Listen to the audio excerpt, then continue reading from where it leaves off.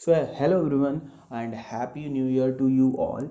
आज हम देखने वाले हैं अपने एआई कोर्स के पाइथन सीरीज़ का लेक्चर नंबर 9, जहां पर हम डिस्कस करेंगे डेटा टाइप्स इन पाइथन के बारे में। देखिए, मैंने आपसे कहा था पिछले लेक्चर में कि हम कंडीशनल्स के बारे में आज पढ़ेंगे, बट कंडीशनल्स के बारे में पढ़ने से पहले हम अगर डेटा टाइप्स को अच्छे से जान लेंगे तो उनका कंडीशनल्स का यूज़ हम बेटर अप्रोच से बेटर तरीके से कर पाएंगे। ठीक है, तो आज हम देखेंगे डेटा टाइप्स इन पाइथन में कितने तरह के डेटा टाइप्स होते हैं और डेटा टाइप होता क्या है बेसिकली। तो सबसे पहले देखते हैं कि डेटा टाइप होता क्या है। चलिए, तो विदाउट वेस्टिंग टाइम हम लोग स्टार्ट करते हैं। सो डेटा टाइप्स की बात करते हैं। ठीक है, डेटा टाइप्स क्या होते हैं। देखिए, डेटा टाइप्स क्या होते हैं। Data types are basically the classification और कैटेगराइजेशन ऑफ डेटा आइटम्स। अब ऐसे समझो कि आपको पता है कि हमारे पास काफ़ी तरह का डेटा होता है पाइथन में। डेटा मतलब क्या, फिलहाल आप समझो अभी कि डेटा मतलब वैल्यूज़, द लिटरल्स। ठीक है, जो आपको बता चुका हूँ मैं पहले, जैसे 7 हो गया या फिर कोई स्ट्रिंग हो गया, सपोज़ कोई स्ट्रिंग हो गया, या फिर कोई बूलियन वैल्यू हो गई। ये सारा क्या है, ये सारा का सारा तो डेटा टाइप्स ही है ना। तो डेटा टाइप्स जो है ये किस टाइप का है, ये जो डेटा है ये सारे का सारा डेटा है बेसिकली। ठीक है, चाहे वो इंटीजर हो गया, चाहे वो फ्लोट हो गया, चाहे वो स्ट्रिंग हो गया, ये सब का सब डेटा है, लिटरल्स वैल्यूज़ हैं। ये जो वैल्यूज़ हैं ये किस टाइप की हैं, ये जो वैल्यूज़ हैं ये किस टाइप की हैं, ये किस टाइप का है। आपसे अगर आपको मैंने पढ़ा रखा है कि ये इंटीजर लिटरल था, ये एक इंटीजर टाइप का था। ये स्ट्रिंग, ये डबल कोट या सिंगल कोट में जो भी होता है वो स्ट्रिंग होता है, ये बूलियन है ना। तो इस तरह से यही बेसिकली कि जो डेटा टाइप्स है वो कुछ नहीं है, वो डेटा आइटम्स जो होते हैं, जैसे ये 7 हो गया या स्ट्रिंग हो गया, ट्रू हो गया, ये डेटा आइटम्स होते हैं, ये किस टाइप के हैं, इनका क्या क्लासिफिकेशन है, ये किस टाइप के अंदर आते हैं, वही कहलाता है डेटा टाइप्स। जैसे कि 7 का डेटा टाइप इंटीजर है, स्ट्रिंग, ये जो डबल कोट या सिंगल कोट के बीच में मैं कुछ भी लिख लूँ, चाहे ABC इस तरह से लिख दूँ, तो ये क्या होता है, ये स्ट्रिंग होता है। उसी तरह से ट्रू लिखूँ, फॉल्स लिखूँ, ये सब बूलियन होता है। तो ये basically type of data, type of literals, type of values को डेटा टाइप्स कहते हैं हम लोग। सिंपल लैंग्वेज में सिंपल सी यही बात है। अब देखिए, it represents the kind of value, मतलब वही type of value that tells what operations can be performed on a particular data. देखिए, ये बात जो है डेफिनेशन का, ये जो स्टेटमेंट है ये आपको बाद में अच्छे से समझ में आएगा, बट चलिए मैं फिर भी एक एग्जांपल देता हूँ। सपोज़ अगर आपके पास कोई x is equal to, suppose x is equal to 7 है। ठीक है, x इज इक्वल टू 7 है। अब मैं आपसे कहूँ कि x इज इक्वल टू अगर 7 है, या फिर एक दूसरा एग्जांपल लेते हैं, या let me tell one another example, और y is equal to suppose कि XYZ एक स्ट्रिंग है। ठीक है, तो चलिए देख इसी एग्जांपल देखते हैं कि x इज इक्वल टू 7 है और y is equal to XYZ है। तो अगर मैं कहूँ कि मैं y डिवाइडेड बाई 2 करता हूँ, तो क्या ये कुछ आंसर देगा? नहीं, ये एरर मिल जाएगा हमें। ठीक है, और अगर मैं x डिवाइड बाई 2 करूँगा तो बिल्कुल मुझे आंसर मिलेगा, है ना, 3.5 मिलेगा। तो यही चीज़ है कि हमें पता है कि x जो है वो इंटीजर है, तो मैं इस पर डिवीजन ऑपरेशन परफॉर्म कर सकता हूँ, जो कि मैं यहाँ पर स्ट्रिंग के केस में परफॉर्म नहीं कर सकता था। जबकि यहाँ पर x जो है वो मेरा इंटीजर था, तो यहाँ पर मैंने डिवीजन ऑपरेशन परफॉर्म किया, बट y/2 मैं नहीं कर सकता क्योंकि ये स्ट्रिंग डेटा टाइप है। तो वही पता चलता है कि जो काइंड ऑफ वैल्यू है उससे हमें पता चल जाता है कि कौन कौन से ऑपरेशन हम परफॉर्म कर सकते हैं किसी पार्टिकुलर डेटा पे। तो ये कौन बताता है, ये हमें बताता है डेटा टाइप्स। ठीक है, तो सिंपल सी बात है, एक बार और पढ़ दे रहा हूँ। Data types are the classification और categorisation of data items. Data types कुछ नहीं है, क्लासिफिकेशन है या कैटेगराइजेशन ऑफ डेटा आइटम्स, मतलब कि ये डेटा आइटम, ये वैल्यू जो है ये किस टाइप का है, ये किस टाइप का है। Okay, it represents the kind of value that tells what operations can be performed on a particular data. किसी भी एक स्पेसिफिक डेटा पर किस तरह के ऑपरेशंस परफॉर्म कर सकते हैं, ये हमें पता चलता है उसके डेटा टाइप से। जैसे अगर डेटा टाइप इंटीजर है तो मैं उसमें डिवीजन परफॉर्म कर सकता हूँ, अगर फ्लोट है तो उसमें मैं डिवीजन परफॉर्म कर सकता हूँ, बट अगर मेरे पास स्ट्रिंग है तो मैं उसमें डिवीजन परफॉर्म नहीं कर सकता। सिंपल सी बात है, यही चीज़ आपको समझानी थी। अब देखते हैं कि डेटा टाइप जो है पाइथन में वो कितने तरह के होते हैं। तो देखिए, यहाँ पर हमारे पास बेसिकली कुछ लोग 5 कुछ लोग 6 बताते हैं, बट यहाँ पर मैंने सारा कैटेगराइजेशन करना, ऑलमोस्ट सारा कैटेगराइजेशन कर लिया है यहाँ पे। आप यहाँ पर देख सकते हैं, सबसे पहले हमारे पास आते हैं नंबर्स, दूसरा है सीक्वेंस, तीसरा है नन, चौथा है सेट्स और पांचवा है मैपिंग्स। ये जो नंबर्स है ना, नंबर्स 3 तरह से होते हैं पाइथन में, इंटीजर्स, फ्लोटिंग पॉइंट और कॉम्प्लेक्स। जो इंटीजर्स होते हैं इसी के अंदर बूलियन डेटा टाइप भी आता है, जो कि ट्रू और फॉल्स होता है। सीक्वेंसेस में हमारे पास है लिस्ट, टपल्स और स्ट्रिंग्स। नन एक डेटा टाइप है जो मैंने आपको पहले ही बता चुका हूँ मैं, कि जहाँ भी कोई वैल्यूज़ नहीं होती हैं वहाँ पर नन हम लोग कर देते हैं। देखेंगे एक बार इसको शॉर्ट में। और सेट्स और मैपिंग। ठीक है, मैपिंग में हमारे पास डिक्शनरी आता है, वो मैंने नहीं लिखा, आप लिख लेना कि मैपिंग में यहाँ पर डिक्शनरी है। ठीक है, बात करेंगे जब इस पर बात करेंगे तो हम इस पर भी ध्यान देंगे। मैं यहाँ पे लिख देता हूँ, एक second, dictionary. Okay, dictionary. So dictionary mapping के अंदर में आ जाता है। तो यहाँ पर सबसे पहले हमारे पास है नंबर्स। तो आज के लेक्चर में हम लोग नंबर्स पर डिस्कशन करेंगे कि इंटीजर, फ्लोटिंग पॉइंट और कॉम्प्लेक्स नंबर्स क्या हैं, और साथ ही साथ बूलियन को भी देखेंगे। तो ये तो आपको ऐसे पता है, but still I will just go to the coding section and I will just show you the coding. Okay, चलिए देखते हैं। Just wait for a bit, I am explaining to you. So सबसे पहले हम लोग क्या करेंगे, हम लोग यहाँ पर एक न्यू पाइथन फाइल क्रिएट करेंगे। न्यू पाइथन फाइल क्रिएट करेंगे, ठीक है। और वो न्यू पाइथन फाइल जो होगा वो हमारा होगा लेक्चर 9, ठीक है। ये पाइथन फाइल हमने क्रिएट कर लिया, लेक्चर 9। नाउ इस पाइथन फाइल में मैं थोड़ा सा कंट्रोल और स्क्रॉल अप करके जूम कर लिया विंडो को, ताकि आपको अच्छे से दिखे। सबसे पहले हम लोग देख रहे हैं नंबर्स, ठीक है। जो नंबर्स क्लासिफिकेशन था वो देखेंगे। और नंबर्स में सबसे पहले चलिए देखते हैं इंटीजर्स को। तो इंटीजर्स आपको पता है कि जो सिंपल से नंबर्स होते हैं, -∞ टू, देखिए चलिए यहाँ पर मैं लिख ही देता हूँ कि सबसे पहले इंटीजर्स देखेंगे। इंटीजर्स क्या होते हैं? इंटीजर्स होते हैं बेसिकली जो भी आपने देखा होगा कि पॉजिटिव और नेगेटिव नेचुरल नंबर्स जो होते हैं, पॉजिटिव और negative natural numbers plus zero, ये इंटीजर्स कहलाते हैं, ठीक है। तो यहाँ पर लिख देता हूँ कि positive natural numbers plus negative natural numbers, और प्लस में होता है ज़ीरो, ठीक है। ये जो होता है ना, यही हमारा क्या है, इंटीजर्स कहलाते हैं। जैसे यहाँ पर आपको बताता हूँ मैं, जैसे एग्जाम्पल अगर दूँ तो एग्जाम्पल में आपको ही पता है कि यहाँ पर हमारे पास होता है -8 हो सकता है, या फिर -7 हो सकता है, या फिर 0 होता है, या फिर 1 होता है, 2 होता है, 3 6 होता है, ETC। ये जितने भी पॉजिटिव और नेगेटिव नंबर्स हैं और 0 है, ये सारे के सारे जो कि विदाउट पॉइंट है, मतलब ऐसा डेसिमल वैल्यू नहीं है, यहाँ पर कोई डेसिमल वैल्यू नहीं लिखा मैंने, 8 पॉइंट समथिंग मैंने नहीं लिखा, इवन 8.0 भी नहीं लिखा। तो जितना भी विदाउट डेसिमल वाले जो सिंपल नंबर्स होते हैं ना, चाहे वो पॉजिटिव हो, चाहे वो नेगेटिव हो, चाहे वो 0 हो, वही हमारा जो है वो इंटीजर्स कहलाते हैं, ठीक है। तो एक एग्जांपल लेकर चलते हैं कि एक वेरिएबल क्रिएट करते हैं एक्स, जो कि इंटीजर वेरिएबल। इसमें मैं कोई वैल्यू डालता हूँ, सपोज 78। अब मैं क्या करता हूँ, मैं इसका टाइप प्रिंट करके आपको दिखाता हूँ। Okay, so print type of x. Now I am running this. Okay, तो यहाँ से मैं इसको रन कर लूँगा। सो ये देखिए यहाँ पर दिया क्लास इंटीजर, ठीक है। तो ये क्या है, ये बेसिकली एक इंटीजर वैल्यू थी। ओके फाइन, अब हम आगे बढ़ते हैं। तो ये था इंटीजर का केस। आप x = 0 भी कर सकते थे, है ना। आप मैं यहीं पर दिखाता हूँ। अगर मैं यहाँ पर x = 0 ले लेता तो भी क्या सेम रहता, चलिए रन करते हैं और देखते हैं। तो बिल्कुल इंटीजर ही है। इसी तरह से आप कोई नेगेटिव नंबर ले लो, any negative number you can take here, like x = -7, suppose this. So ये भी क्या है मेरा, ये भी इंटीजर ही आ रहा था। तो ये जो है इंटीजर्स का बेसिक सा केस है जो मैंने आपको समझा दिया। अब नेक्स्ट हम लोग फटाफट से चलते हैं फ्लोटिंग पॉइंट नंबर पे, जो कि दूसरा टाइप है। आप यहाँ से देख सकते हो नोट्स में, आप जब जाओगे तो आपको नोट्स में ये दिखेगा। दूसरा टाइप जो है हमारा वो क्या है, दूसरा टाइप है हमारे पास यहाँ पर फ्लोटिंग पॉइंट, ठीक है। ये फ्लोटिंग पॉइंट, और तीसरा है कॉम्प्लेक्स। हम तीनों देखेंगे करके। तो फ्लोटिंग पॉइंट पर बात करते हैं, ठीक है। तो फ्लोटिंग पॉइंट, अभी फ्लोटिंग पॉइंट में क्या होगा, जितने भी जो पॉइंट वाले नंबर, जो डेसिमल वाले नंबर है, जैसे 8.5 हो गया, कॉमा 4.7 हो गया, कॉमा 0.0 हो गया, कॉमा 1.2 हो गया, कॉमा, इस तरह के जितने भी नंबर्स हैं ना, ये सारे के सारे जो डेसिमल वैल्यूज़ वाले हैं, ये सारे के सारे। अच्छा, ऐसा नहीं कि सिर्फ पॉजिटिव नंबर्स, नेगेटिव भी हो सकता है। ऐसे कन्फ्यूज 8.7 भी, -8.7 भी हो सकता है। ओके, -1.0 भी हो सकता है। तो ये सारा का सारा जो है हमारा क्या है, जो पॉइंट वाला, जो डेसिमल वाले नंबर्स हैं, ये सारे के सारे हमारे फ्लोटिंग पॉइंट नंबर्स हैं। अब मैं फ्लोटिंग पॉइंट नंबर्स को ज़रा आपको दिखा दूँ एग्जाम्पल लेकर के।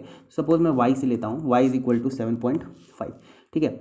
और फिर मैं क्या करता हूँ, मैं करता हूँ प्रिंट टाइप ऑफ y। और जैसे मैं ये आपको रन करके दिखाऊंगा तो यहाँ देखो क्लास फ्लोट, यानी कि ये फ्लोटिंग पॉइंट नंबर्स हैं, ठीक है। इस तरह से मैं नेगेटिव भी ले सकता हूँ। जैसे सपोज़ कि मैंने इसको कमेंट कर दिया y = -8.7। अगर मैं ये ले लूँ और फिर मैं इसको रन कर रहा हूँ, देखिए रन कर रहा हूँ तो फिर से ये दे रहा है क्लास फ्लोट। इस तरह से अगर मैं सपोज़ कि y = 1.0 ले लूँ, ठीक है। तो 1.0 सो 1.0 में भी क्या है, 1.0 के केस में भी ये मुझे फ्लोट ही दे रहा है, जबकि आप इसे एज एन इंटीजर लिख सकते थे, बट स्टिल हमने यहाँ पर क्या किया, इसे पॉइंट के फॉर्म में लिखा है। तो ये मेरा क्या है, ये मेरा एक फ्लोटिंग पॉइंट नंबर है। उसी तरह से मैं एक और एग्जांपल लेता हूँ, y इज इक्वल टू 0.0। तो ये क्या है, ये भी मेरा एक फ्लोटिंग पॉइंट नंबर ही है, ठीक है, आप देख सकते हो यहाँ पर। तो ये आपको समझ में आ जाना चाहिए था, ये था फ्लोटिंग पॉइंट का केस। नाउ नेक्स्ट हम लोग बढ़ते हैं कॉम्प्लेक्स नंबर की ओर। तो जिन लोगों ने मैथमेटिक्स में कॉम्प्लेक्स नंबर पढ़ रखा है उन्हें तो क्लियरली समझ में आएगा, जिन लोगों ने नहीं पढ़ रखा है वो पढ़ लें, या तो पढ़ ले वो, या दूसरी चीज़ कि अभी फ़िलहाल ना पढ़ें, अगर हमें इन फ्यूचर ज़रूरत पड़ेगी तो मैं एक छोटा सा लेक्चर कॉम्प्लेक्स नंबर पर लेकर के आऊँगा, अगर हमें ज़रूरत पड़ी तो।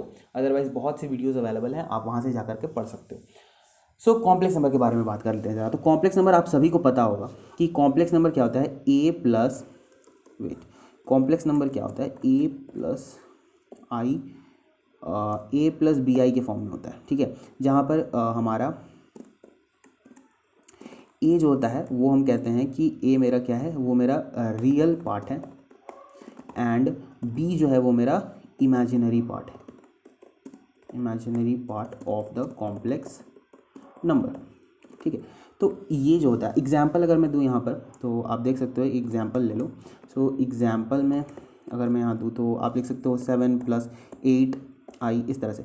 बट ध्यान रखना, पाइथन के अंदर ये कॉम्प्लेक्स नंबर आई पे नहीं, ये जे पे चलता है। आइदर आप कैपिटल जे दे दो, या आप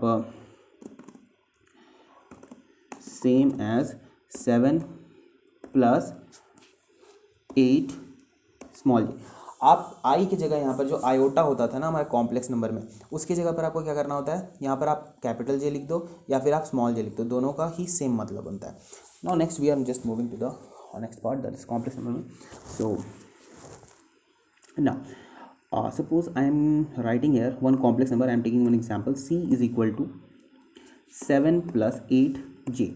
Now 8j, okay, then I am print type of c, और जैसे मैं ये करूँगा, ठीक है, जैसे मैं ये करता हूँ और मैं इसको रन करता हूँ, आप देखिए यहाँ पर ये दे रहा है क्लास कॉम्प्लेक्स। ये देखिए आप यहाँ पर इसको, ये क्लास कॉम्प्लेक्स दे रहा है, मतलब ये कॉम्प्लेक्स नंबर है, ठीक है। तो एकदम सिंपल सा कंसेप्ट था। अब कॉम्प्लेक्स नंबर पे हम कुछ फंक्शंस भी यूज़ कर सकते हैं ना, कुछ मेथड्स यूज़ कर सकते हैं। जैसे अगर मैं करूँ सी डॉट, अच्छा एक सेकंड आप देखिए, अगर मुझे क्या करना है, मुझे अगर कॉम्प्लेक्स नंबर का रियल पार्ट प्रिंट करना है या इमेजिनरी पार्ट, तो मैं वो कैसे कर सकता हूँ, सी डॉट रियल। ये देखिए यहाँ पर सजेस्ट कर दिया इसने कि सी डॉट रियल अगर मैं प्रिंट करूँगा तो इसका रियल पार्ट प्रिंट हो जाएगा। चलिए देखते हैं कि इसका रियल पार्ट क्या है, 7 है। जो जे के साथ नहीं होता वो रियल पार्ट होता है, और जो जे के साथ होता है वो इमेजिनरी पार्ट होता है। जे मतलब आयोटा, जो वहाँ पर हम लोग मैथ्स में आई कहते थे, पाइथन में वो जे के तौर पर रिप्रेजेंट होता है। तो चलिए देखते हैं, मैं इसे रन करता हूँ तो ये देखिए 7.0, इसने 7.0, या फ्लोटिंग पॉइंट ही होता है यहाँ पर, ठीक है। ए और बी जो होता है वो दोनों का दोनों फ्लोटिंग पॉइंट नंबर्स होते हैं। अच्छा, इसी तरह से अगर मैं कहूँ इमेजिनरी पार्ट है ना, इमेजिनरी पार्ट, तो IMAG से हम imaginary part of the complex number को चेक कर सकते हैं। ये सी डॉट रियल, ये एक प्रॉपर्टी थी जिससे कि हमने चेक किया कि सी का रियल पार्ट क्या है, और डॉट इमेजिनरी लगा देंगे कॉम्प्लेक्स नंबर पर, तो हमें पता चल जाएगा कि imaginary part of the complex number क्या है, जो कि यहाँ पर 8.0 है, ठीक है। लेट मी रन, ये देखिए 8.0 इज द इमेजिनरी पार्ट, ठीक है। तो इस तरह से कंजुगेट भी होता है, आप कंजुगेट भी लगा सकते हो। तो ये जो चीज़ें थी ये थी कॉम्प्लेक्स नंबर की। अब देखिए होता क्या है कि कुछ जो बुक्स हैं या कुछ लोग जो हैं वो लोग कहते हैं कि जो बूलियन डेटा टाइप होता है, मैं नेक्स्ट पे बात करता हूँ, जो कि है बूलियन डेटा टाइप। तो कुछ लोग कहते हैं कि जो बूलियन डेटा टाइप होता है, बूलियन डेटा टाइप में आपको पता है कि क्या आता है, ट्रू एंड फॉल्स। तो बूलियन डेटा टाइप कुछ लोग कहते हैं कि एक अलग डेटा टाइप है, कुछ लोग कहते हैं कि ये इंटीजर्स में आता है, ठीक है, ये इंटीजर्स के ही अंदर आता है। तो बिल्कुल सही बात है, ये इंटीजर्स के अंदर ही आता है। अगर आप इन डेप्थ देखोगे तो आपको पता चलेगा कि ये इंटीजर्स के अंदर ही आता है, ठीक है। तो मैं बूलियन डेटा टाइप ज़रा बता दूँ। बूलियन डेटा टाइप का एग्जांपल लेते हैं। जैसे अगर मैं करूँ b is equal to true, ठीक है, आप ट्रू दे सकते हो, आप फॉल्स दे सकते हो। सो मैंने लिया b is equal to true, और जैसे मैं करूँगा प्रिंट टाइप ऑफ b, और जैसे मैं इसको करूँगा रन, तो मुझे यहाँ देखो क्लास बोलते हैं, एक बूलियन डेटा टाइप है। अच्छा, इसी तरह से मैं यहाँ पर b को फॉल्स भी ले सकता था, वेट, b को मैं फॉल्स भी ले सकता हूँ, वेट, फॉल्स, या सो ये क्या आएगा, ये भी आएगा हमारा बूलियन। अब देखना एक चीज़, अगर मैं आपको वो चीज़ दिखाता हूँ, एक सेकंड रुकिएगा। मैं 2 नंबर्स ले रहा हूँ, एक a जिसमें मैंने लिया ट्रू, एक ले रहा हूँ बी जिसमें मैं लिया फॉल्स, और एक ले रहा हूँ सी जिसमें मैं फिर से ले रहा हूँ, चलिए सी में मैं क्या करूँगा, ट्रू ही ले लेता हूँ, ठीक है। और मैं ले लेता हूँ डी जिसमें मैं लेता हूँ फॉल्स। ये क्यों लिया, चलिए देखते हैं। सबसे पहले मैं करूँगा प्रिंट ए प्लस बी। आपको क्या लगता है when we add two Boolean values what will happen? देखिए, तो इसके पीछे का एक कंसेप्ट आपको मैं बता देता हूँ। यहाँ पर क्या आना चाहिए आपके हिसाब से, आप ज़रा सा वीडियो को पॉज करो और सोचो और फिर मैच करना क्या आएगा, ठीक है। सो मैं प्रिंट कर रहा हूँ ए प्लस बी यानी कि ट्रू प्लस फॉल्स, ठीक है, true plus false. Let me show you, यहाँ पर आया 1। अब ये क्यों आया, ज़रा इसका रीज़न समझिएगा। देखिए बेसिकली जो कंप्यूटर है वो इंटरनली ट्रू को 1 के रूप में स्टोर करता है, मतलब 1 के फॉर्म में स्टोर करता है, ठीक है। इसीलिए ये इंटीजर का ही एक पार्ट है कहीं ना कहीं। और फॉल्स जो है वो 0 के रूप में, मतलब 0 के फॉर्म में इंटरनली कंप्यूटर में स्टोर होता है, ठीक है। तो इसीलिए ये बात है। तो ए प्लस बी जैसे मैंने किया, तो ए प्लस बी मेरे पास क्या आ गया, ए प्लस बी मेरे पास आ गया 1 प्लस 0 दैट इज़ 1 आया, ठीक है। तो ये 1 आया। मैं अगर इसका टाइप प्रिंट करता हूँ तो देखते हैं क्या ये टाइप देता है, ठीक है। चलिए let's see a plus b का टाइप। तो बिल्कुल ये देखिए इंटीजर, इसीलिए बूलियन वैल्यू जो है वो इंटीजर में आता है। तो कोई कन्फ्यूजन आपको नहीं रखनी है। अगर कोई कहे कि बूलियन एक अलग डेटा टाइप है तो आप उसे एक्सप्लेन कर सकते हो इस तरह से कि नहीं, बूलियन देखिए यहाँ पर इंटीजर ही है कहीं ना कहीं, क्योंकि कंप्यूटर इंटरनली इसे एज एन इंटीजर स्टोर करता है, ठीक है। ये कुछ फिक्स्ड कॉन्स्टेंट्स की तरह होते हैं पाइथन में जो कि प्रेजेंट होते हैं इनबिल्ट, ठीक है, इनबिल्ट तरीके से। नाउ अगर अब आपको क्योंकि ये चीज़ पता चल गया है तो मैं आपको कुछ और चीज़ें करके दिखाता हूँ। जैसे अगर मैं करूँ a इंटू बी, तो आपके हिसाब से क्या आना चाहिए, a इंटू बी यानी कि 1 इंटू 0 दैट इज़ 0। सो बिल्कुल 0 आना है, ये देखिए 0 आ गया। इसी तरह से अगर मैं करूँ a माइनस बी, तो 1 माइनस 0 दैट इज़ क्या आ जाएगा, 1 आ जाएगा।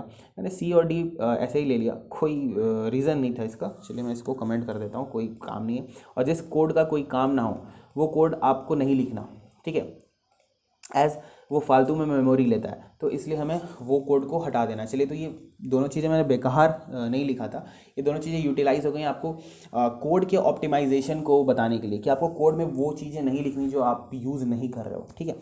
चलिए तो यहाँ पर मैंने क्या किया, ए माइनस बी जैसे किया तो मुझे 1 मिला, ऑब्वियस है 1 माइनस 0 1 होता है। अब मैं एक चीज़ करता हूँ, ए डिवाइडेड बाई बी। ना अगर मैं a डिवाइडेड बाई बी करूँ तो मुझे क्या मिला, एरर। क्यों, डिवीजन बाई 0। तो आपको ही पता है कि पाइथन जो होता है, जब भी पाइथन में हम 0 डिवीजन एरर है, पाइथन में जब भी हम किसी चीज़ को 0 डिवाइड करना चाहते हैं, a by b means 1 by 0, तो 1 बाई 0 पाइथन में एरर शो करता है। कौन सा एरर, 0 डिवीजन एरर शो करता है, ठीक है। अब आप लोगों को कि इन्फिनिटी होना चाहिए, देखिए कुछ लोग मानते हैं कि इन्फिनिटी होना चाहिए, बट इन्फिनिटी का कोई मतलब नहीं बनता, ठीक है। तो कोर पाइथन जो है इसलिए यहाँ पर क्या करता है कि अनडिफाइंड है, ये डिफाइंड ही नहीं है। 1 बाई 0 क्या होता है, इन्फिनिटी नहीं होता 1 बाई 0। वो आप लोग जो इन्फिनिटी समझते हो ना, वो कहीं ना कहीं एक लिमिट का कंसेप्ट होता है। देखिए मैं उतने डेप्थ में नहीं जा रहा, मैं मैथ्स में नहीं जा रहा, बट स्टिल आप यहाँ पर समझो कि 1 बाई 0 पाइथन में 0 डिवीजन एरर देता है, क्योंकि आपको ही पता है कि 1 by 0 is not possible. 1 by 0 हम डिफाइन नहीं कर सकते, हम नहीं इवेल्युएट कर सकते, नहीं कैलकुलेट कर सकते। दैट्स वाई पाइथन जो है यहाँ पर हमें 0 डिवीजन एरर देता है। सिंपल सा कंसेप्ट था। तो ऐसा आपको कोई भी चीज़ नहीं लिखना जो एरर प्रोड्यूस करते हैं। या पाइथन में एक मॉड्यूल है नंपाई मॉड्यूल, जहाँ पर आप देखेंगे कि ये a बाई बी करने पर भी इस तरह की चीज़ें भी लिखने पर हमें इन्फिनिटी मिल जाता है, ठीक है। तो कहीं ना कहीं टेंडिंग टू इन्फिनिटी वैल्यू होती है, इसलिए वहाँ पर इन्फिनिटी देता है। नाउ चलिए अब हम एक और चीज़ देखते हैं। आप कुछ यहाँ पर और एक्सपेरिमेंट्स कर सकते हो, जैसे a इंटू ए कर दिया, मतलब ट्रू इंटू ट्रू यानी कि 1 इंटू 1, तो सर दैट विल बी 1। इस तरह से आप अलग अलग ऑपरेशंस करो परफॉर्म, और आप यहाँ पर देख सकते हो। Now I am coming to the next thing is what, next thing is the none type, ठीक है। सो नन टाइप पे आते हैं। देखिए नन टाइप कुछ नहीं है, जहाँ पर कोई वैल्यू नहीं है, कोई भी वैल्यू नहीं है, ठीक है। जहाँ पर कोई भी वैल्यू नहीं है, मतलब कोई भी वैल्यू ना होने का मतलब है ना ही वो नंबर है, ना ही वो सीक्वेंस है ना, ना ही वो नंबर है, ना ही वो सीक्वेंस है, ना ही वो सेट्स है, ना ही वो मैपिंग यानी कि डिक्शनरी है। तो उस केस में क्या होता है कि ये जो होता है ना, ये नन टाइप का होता है डेटा, मतलब कि कोई डेटा प्रेजेंट ही नहीं है, कोई डेटा यहाँ पर प्रेजेंट ही नहीं है। इसे दिखाता हूँ। अगर आपको एक एक्स नाम का वेरिएबल क्रिएट करना है, लेकिन आपको पता नहीं है फिलहाल कि आपको उसमें क्या वैल्यू देनी है, वो लिस्ट कंटेन कर रहा है, इंटीजर कंटेन कर रहा है, फ्लोट कंटेन कर रहा है, बूलियन कंटेन कर रहा है, क्या कंटेन कर रहा है, आपको खुद पता नहीं है कि कौन सा डेटा टाइप कंटेन करने वाला है, क्या कंटेन करने वाला है। आपको इतना पता है कि अभी फिलहाल वो कुछ भी कंटेन नहीं कर रहा, फिलहाल वो किसी भी वैल्यू को पॉइंट नहीं कर रहा, ठीक है। तो आप यहाँ पर क्या कर सकते हो, नन दे देना, ठीक है। जब आप नन दे देते हो तो यहाँ पर कंप्यूटर को पता चल जाता है कि एक्स नाम का एक वेरिएबल तो है, बट फिलहाल वो वेरिएबल किसी चीज़ को पॉइंट नहीं कर रहा, ठीक है, किसी चीज़ को पॉइंट नहीं कर रहा। अगर मैं यहाँ पर प्रिंट करूँ टाइप ऑफ एक्स, तो देखिए ये एक अलग टाइप का ही डेटा है, ठीक है।